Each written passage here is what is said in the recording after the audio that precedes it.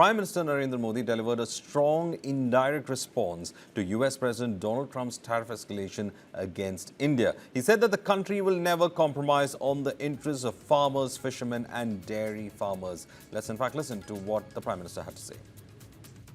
हमारे लिए अपने किसानों का हित सर्वोच्च प्राथमिकता है। भारत अपने किसानों के, पशुपालकों के और मछुआरे भाई बहनों के हितों के साथ कभी भी समझौता नहीं करेगा।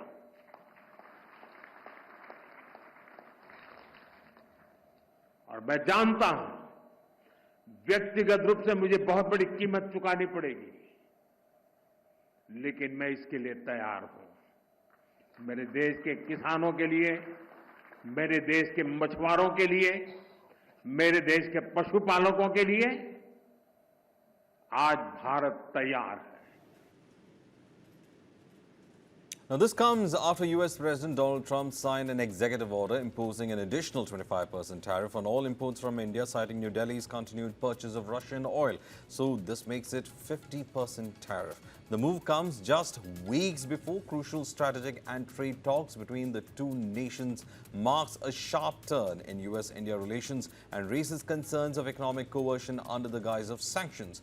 Trump invoked emergency powers under US law, calling India's Russian oil imports a national security threat and warned of broader tariffs on countries engaging in similar trade with Moscow. The Ministry of External Affairs too responded to Trump's tariffs. The US imposing additional tariffs on India is extremely unfortunate, as what the MEA said. Several countries continue buying Russian oil in their national interests. India is not the only one. India strongly terms these actions as unfair, unjustified and unreasonable. India will take all necessary steps to protect the national and strategic interests. Amid the tariff tensions rising with the US, it has been announced that Prime Minister Modi will be visiting China for the SCO summit on August 31st. This will be the first visit post the Galwan and 6th in total. In another development, India's National Security Advisor Ajit Doval landed in Moscow yesterday on a pre-scheduled visit, now gaining urgency after Trump's tariff threat.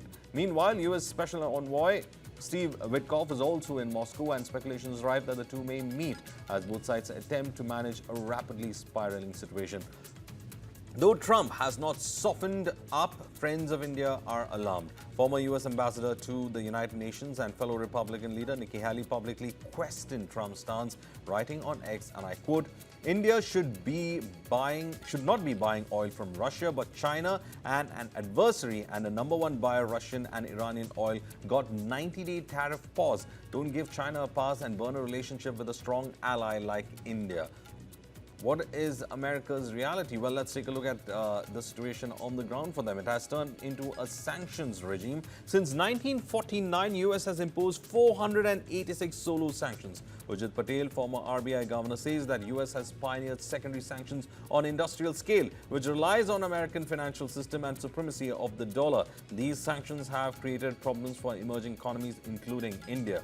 So what's next with regard to it? With both India and the United States locked in a high-stakes strategic dance and Russia right at the center, the question now is this a pressure tactic before the talks? Will strategic ties survive Trump's tariff tests?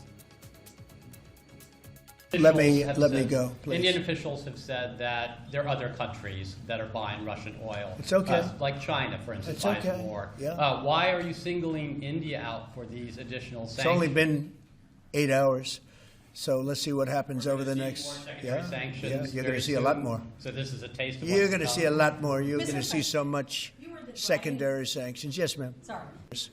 President, on the India penalties, do you have any similar plans to enact more tariffs on China as it relates Could to their happen. purchases? Could happen. Depends on how we do. Could happen. Mr. President, Brian.